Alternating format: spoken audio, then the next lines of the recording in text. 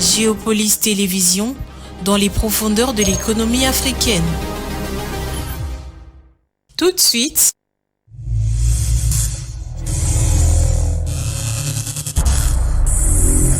le journal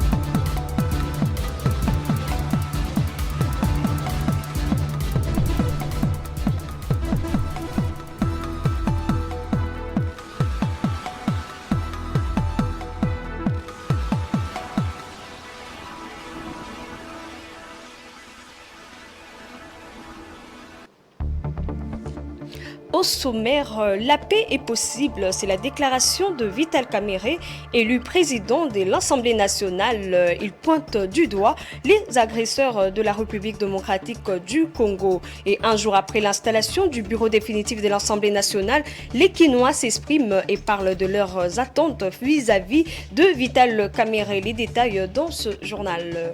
Et à l'international, les autorités angolaises se sont retirées de l'organisation de pays exportateurs de pétrole et se sont engagés à relancer la production pétrolière nationale. Des amples détails dans ce journal.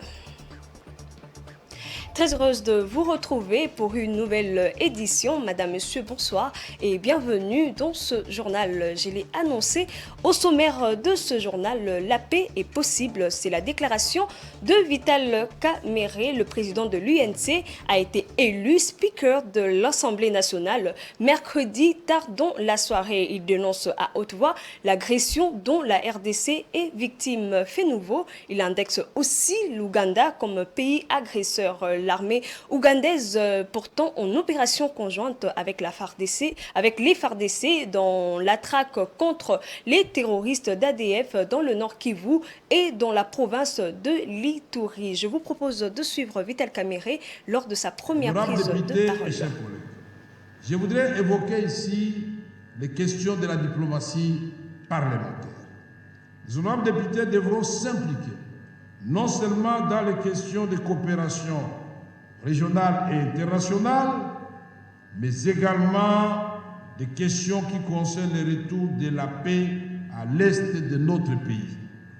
Personne n'ignore que la République démocratique du Congo fait face actuellement à une agression féroce dans sa partie est causée par le Rwanda et l'Ouganda. Pour cela, je voudrais vous demander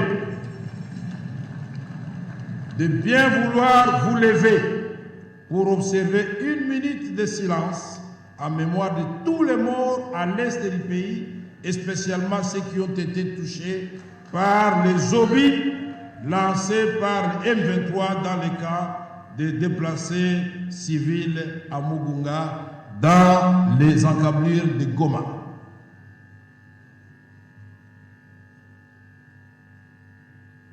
Je vous remercie.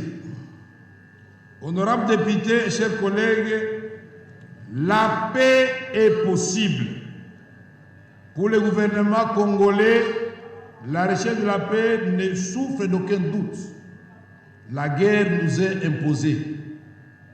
L'urgence de restaurer la paix et la sécurité et de stopper définitivement cette guerre injuste que nous subissons ainsi que toutes les atrocités qui s'ensuivent s'imposent.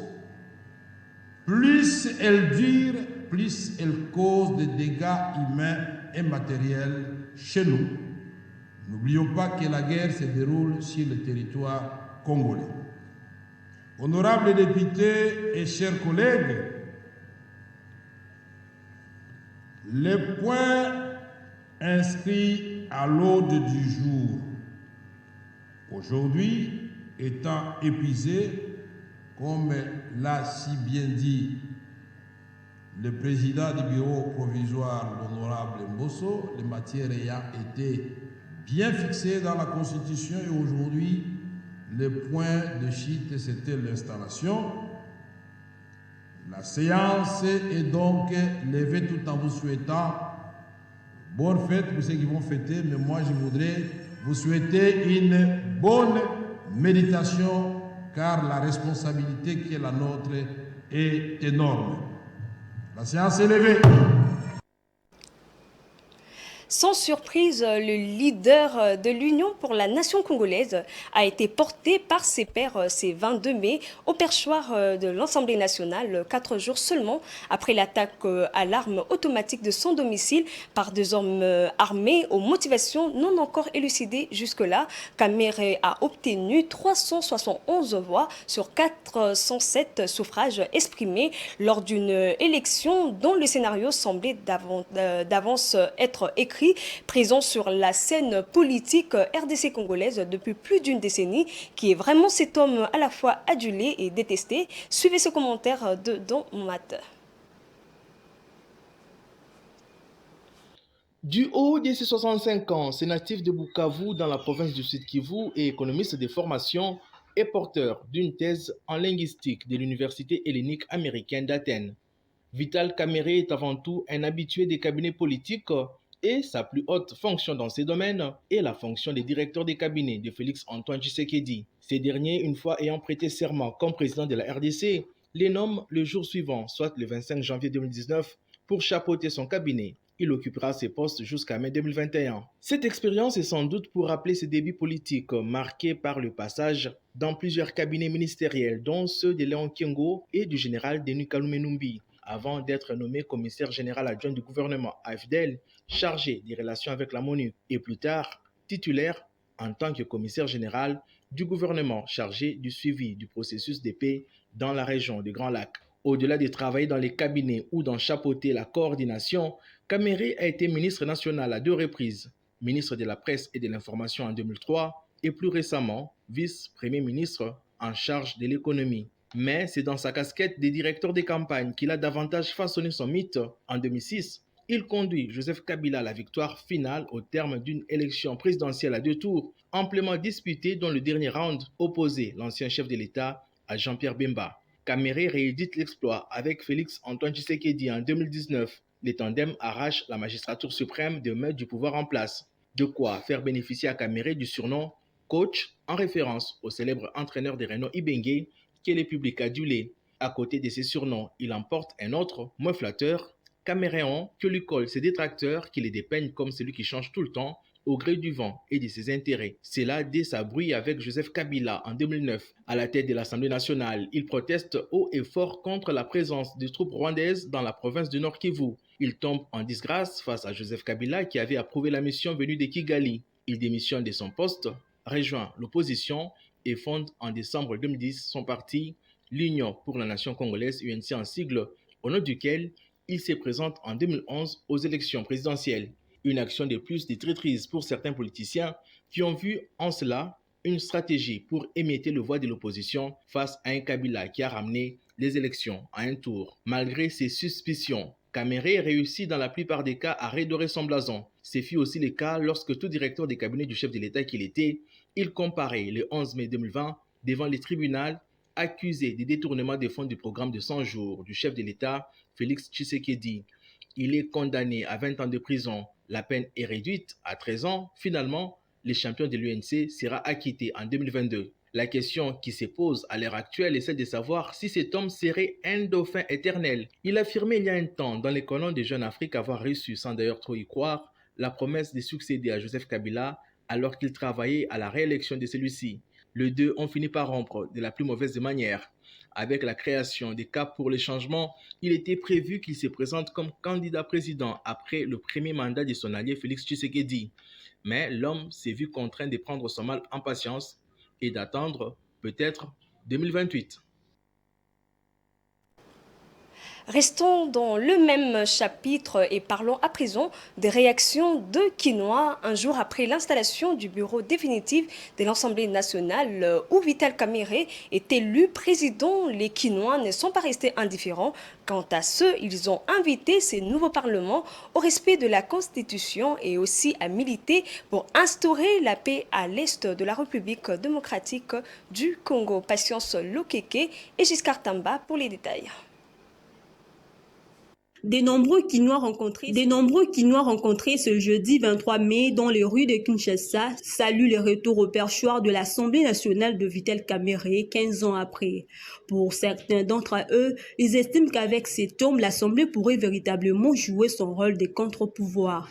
Ils invitent par conséquent les députés nationaux sous le leadership du patron de l'Union pour la nation congolaise à travailler pour l'intérêt du peuple souverain, à veiller sur la Constitution et à œuvrer dans le prérogative de leurs fonctions au retour de la paix dans la partie est de la RDC. Nous attendons de cette Assemblée nationale beaucoup de réformes. Par exemple, vous voyez, le peuple est en train de souffrir. Il faut qu'il y ait beaucoup de réformes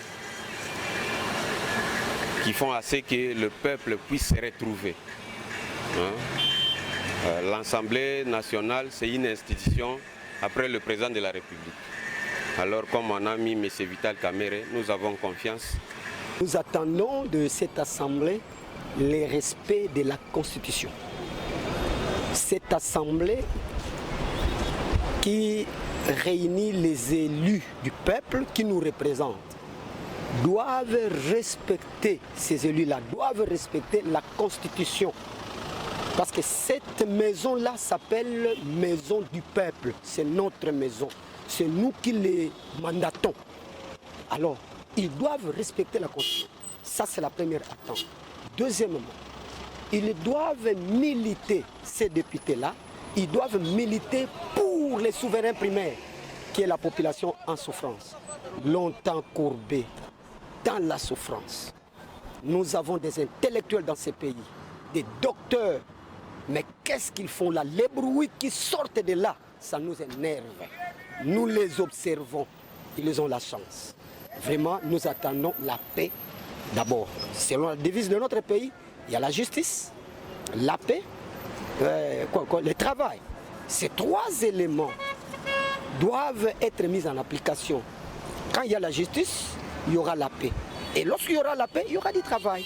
Pour rappel, au terme des élections intervenues dans la journée du jeudi 22 mai, la majorité présidentielle, qui n'a aligné qu'une seule personne par poste, a tout raflé. Seuls les postes réservés à l'opposition, qui s'est disputé 2 députés, a tenu tout le monde en haleine. Le bureau définitif se présente désormais de la manière suivante. Président Vital Kamerhe, premier vice-président Jean-Claude Chilumbayi, deuxième vice-président Christophe Mbosso, rapporteur Jack Njoli, rapporteur adjoint Dominique Mounongo, questeur Chimène Polipoli et enfin questeur adjoint Grace Nema.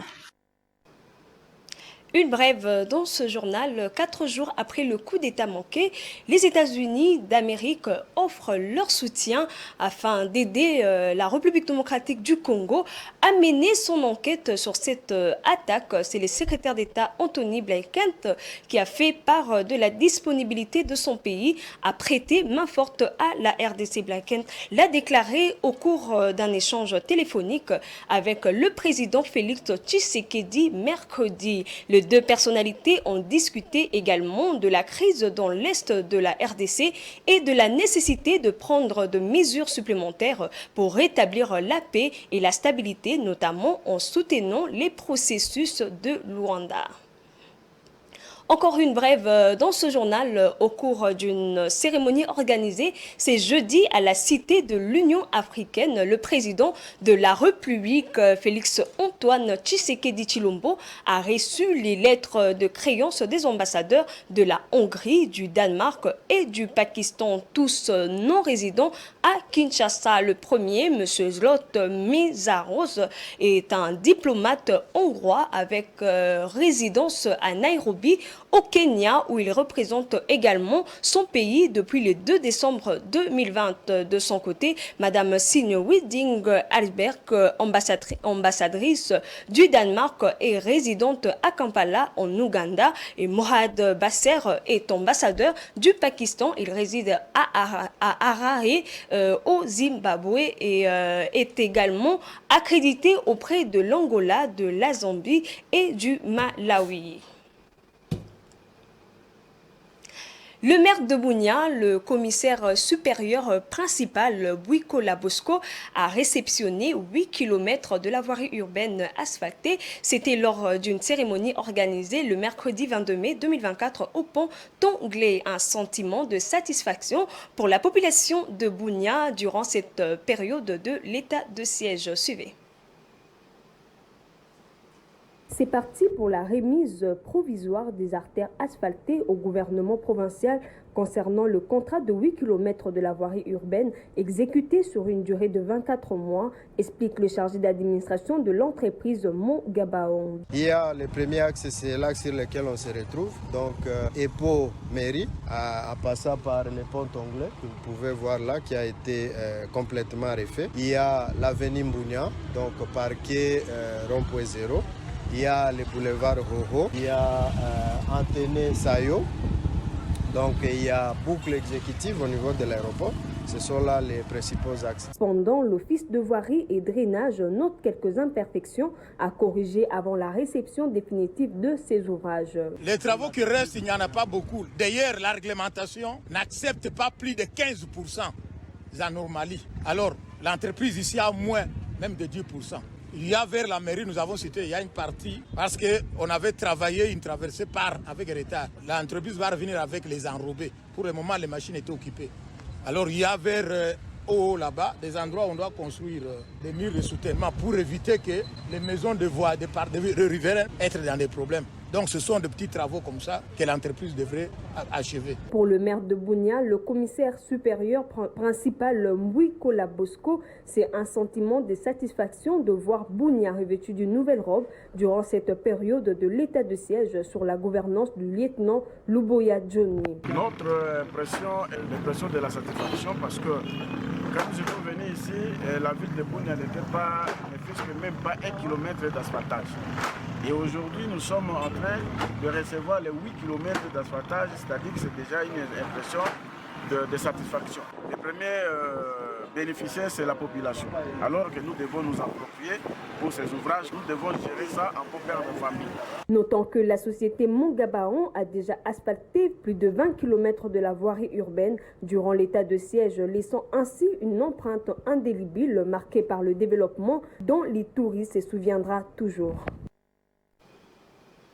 Vendre sans étal fixe, le business en pleine expansion est devenu une activité économique à part entière à Kinshasa.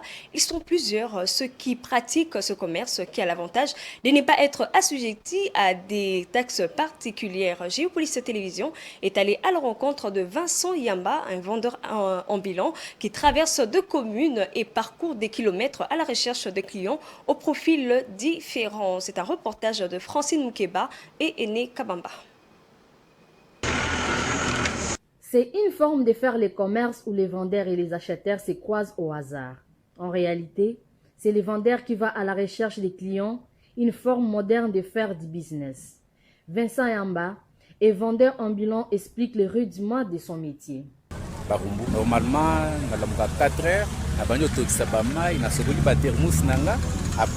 na 5 heures juste na banyotek.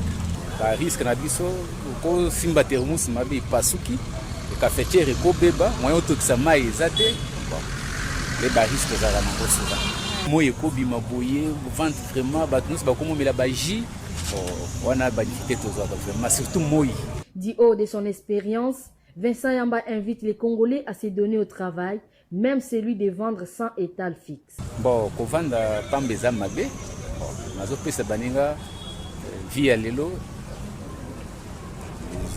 sengisonité courage ko peser belé à part café nazo mona bande on a biso misali ezate ndenge chef de l'état zo bunda vraiment pour que non social et vendre mais au vendre pamba té d'abord au ki kokota ba ko peser belé ba réalité belé. Malgré des apparences rides, le business des vendeurs ambulants est une activité économique à part entière qui permet à ses pratiquants de subvenir à leurs besoins.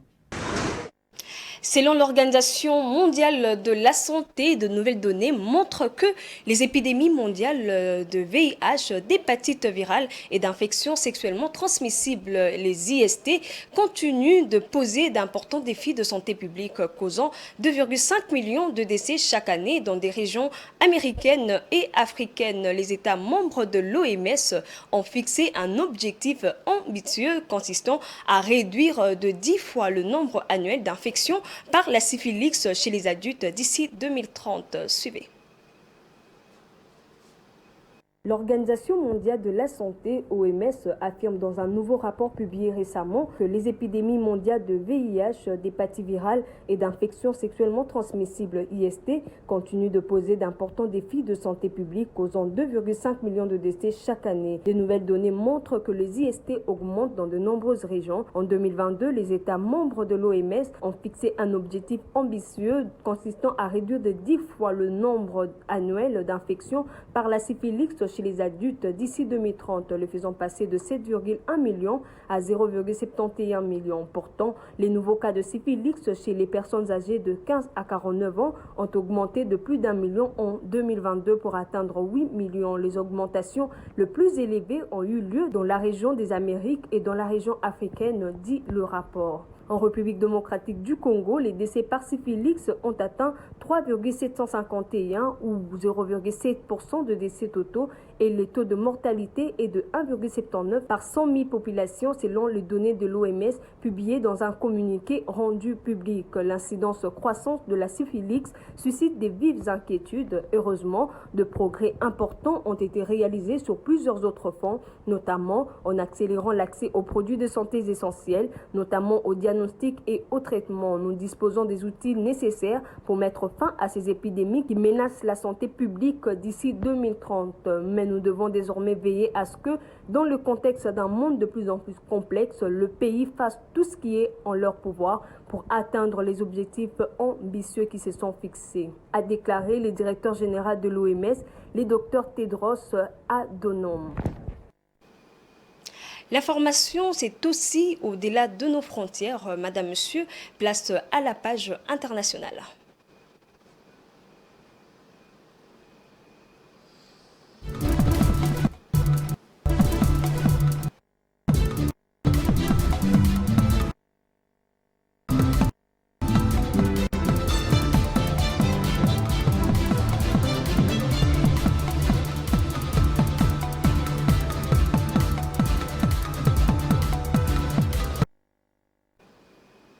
Je l'ai annoncé au sommaire de ce journal, s'étant retiré de l'Organisation des pays exportateurs de pétrole, les autorités angolaises sont fermement engagées à relancer la production pétrolière nationale qui a diminué de près de 40% en 8 ans et a atteint actuellement 1 140 000 barils par jour. C'est dans ce cadre que le projet Camino est officiellement lancé. La production débutera en 2028 et atteindra un plateau de 70 000 barils par jour. Africa 24. Depuis que l'Angola a décidé de se retirer de l'OPEP en 2000. Tout le monde parce que en rehaussant sa production à cet horizon, l'Angola maintient ses capacités de production à l'instar du Nigeria et tout cela est des bons augures pour cette région africaine qui montre qu'il est encore possible d'utiliser l'or noir au travers d'innovations technologiques qui vont dans le sens transitionnel écologique. Le projet Camino, d'une valeur de 6 milliards de dollars, constitue le premier projet d'envergure en eau profonde dans le bassin de Kwanza. Les réserves pétrolières de ce projet sont évaluées à environ 400 millions de barils de pétrole, avec une production estimée à 70 000 barils par jour, une fois pleinement opérationnelle. Et quand on sait que le contenu local angolais est très impliqué dans tout ce qui est production pétrogazière onshore ou offshore dans ce pays, nous ne pouvons que espérer une embellie socio-économique qui profite à tous les opérateurs de ce secteur, y compris aux populations.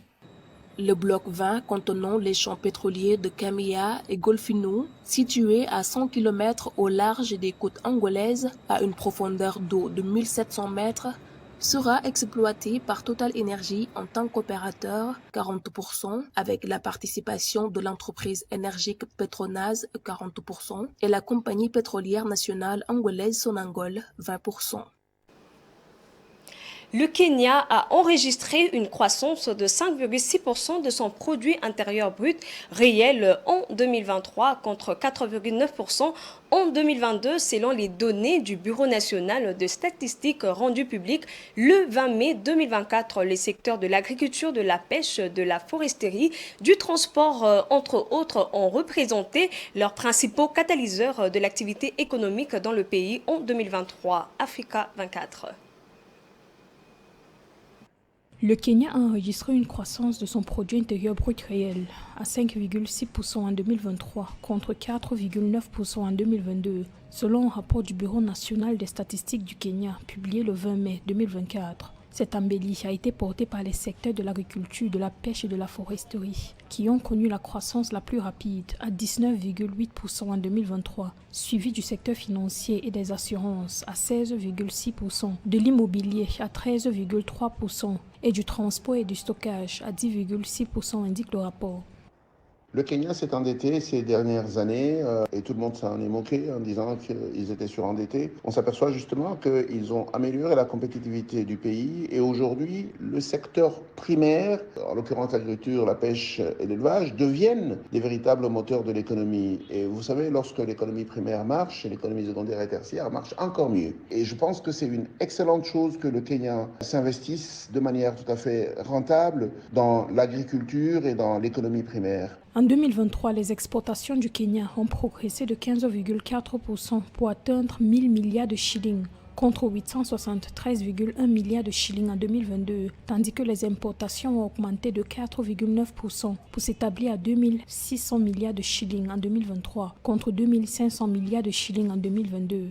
La balance commerciale du pays s'est rétrécie à 1600 milliards de shillings en 2023. La hausse record des exportations du Kenya en 2023 a été tiré par le thé, qui a rapporté au pays 188,7 milliards de shillings, suivi de l'horticulture avec des exportations d'une valeur de 187,4 milliards de shillings.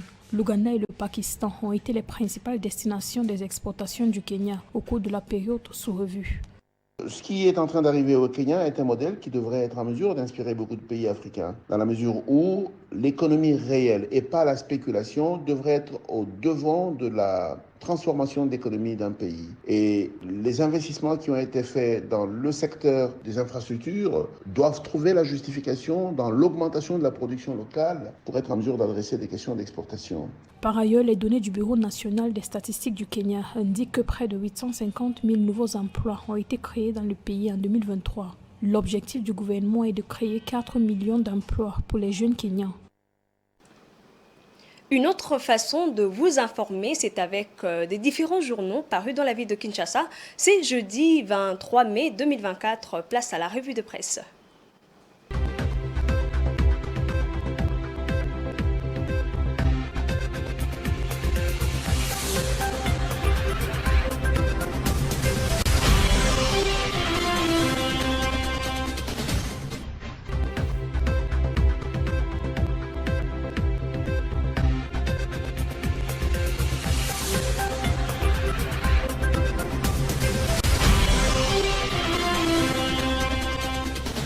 Mesdames, Messieurs, bonsoir et bienvenue dans cette revue de presse. Au sommaire des journaux parus dans la ville de Kinshasa ce 23 mai 2024, élection et installation du bureau définitif de l'Assemblée nationale avec Forum des As qui a titré en sa une « Assemblée nationale, revoici Vital Kamerhe 15 ans après ». C'était dans l'air, mais c'est désormais officiel. Vital Kamerhe a été élu hier mercredi 22 mai, président du bureau définitif de l'Assemblée nationale. Un fauteuil qu'il a quitté en 2009, contraint par son ancien parti politique, le Parti du peuple pour la reconstruction et la démocratie PPRD. Pour le leader de l'UNC, le vote d'hier dans les travées de l'Assemblée nationale était une formalité car candidat unique de la majorité parlementaire à ce poste. L'élu de Bukavu avec 371 voix sur les 407 votants. Les choses n'ont pas été aussi simples au départ, car avant d'être présenté comme candidat unique de l'Union sacrée de la nation, Vital Kamerhe a dû faire face à une concurrence féroce. Pour départager les 3 cadres du Présidium qui étaient candidats au perchoir de la Chambre basse, le Présidium de l'Union sacrée de la nation avait dû recourir aux primaires. Toujours dans le même chapitre, la prospérité titre Vital Kamerhe à l'heure du travail. Vital Kamerhe a donc officiellement succédé au doyen Christophe Mbosoko Diapwanga. Après 15 ans, le revoici de nouveau aux commandes. Il faudrait noter cependant que le perchoir de la représentation nationale dans le cadre de cette 4e législature comprend 6 députés de l'Union sacrée de la nation et un seul venu de l'opposition. Hormis les députés Vital Kamerhe, le bureau définitif est composé de Jean-Claude Chilumbai au poste de premier vice-président, Christophe Mbosso à la 2e vice-présidence, Jacques Joly en qualité de rapporteur. Au poste de questeur, c'est la députée nationale Polypoli Chimène qui a été valablement élue à la plénière. Elle sera secondée par Néhéma Grasse en tant que questeur adjoint. L'unique poste réservé à l'opposition, c'est celui du rapporteur adjoint. Il a été remporté par Dominique Mounongo, cadre d'Ensemble pour la République, parti de l'opposition parlementaire. Dans un autre registre, le potentiel titre « Tension Kinshasa-Kigali, William Ruto blanchit Paul Kagame ». La tension Kinshasa-Kigali continue de monter d'un cran. En dépit des agressions rwandaises qui subit la RDC, les lignes ne bougent pas. D'ailleurs, le président kényan William Ruto a, dans une interview accordée à Jeune Afrique et des Africa Report, affirmé que la crise sécuritaire dans l'est de la RDC et les tensions actuelles ne pourront se résoudre que par une solution congolaise. Il s'est basé sur la réponse du gouvernement congolais en rapport avec les rebelles qui combattent en faveur du M23. Pour lui, pas question d'accuser Paul Kagame car les membres du dit mouvement insurrectionnel sont des Congolais. En tant que chef d'État lors d'une réunion, nous avons demandé le M23, les membres de ce groupe sont-ils des Rwandais ou des Congolais et la RDC nous a dit ce sont des Congolais. Fin du débat, a-t-il expliqué. Il s'est interrogé sur les faits que si les membres du M23 sont des Congolais, comment est-ce que cela pourrait bien être un problème du Rwanda ou de Paul Kagame? C'est la fin de cette revue de presse. Au revoir.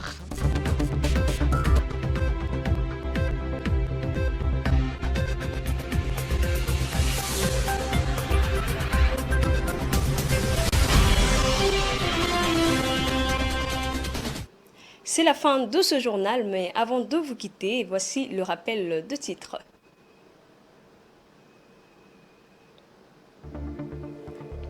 La paix est possible, c'est la déclaration de Vital Kamerhe, élu président de l'Assemblée nationale. Il pointe du doigt les agresseurs de la République démocratique du Congo. Et un jour après l'installation du bureau définitif de l'Assemblée nationale, les Kinois s'expriment et parlent de leurs attentes vis-à-vis de Vital Kamerhe. Et à l'international, les autorités angolaises se sont retirées de l'organisation des pays exportateurs du pétrole et se sont engagées à relancer la production pétrolière nationale.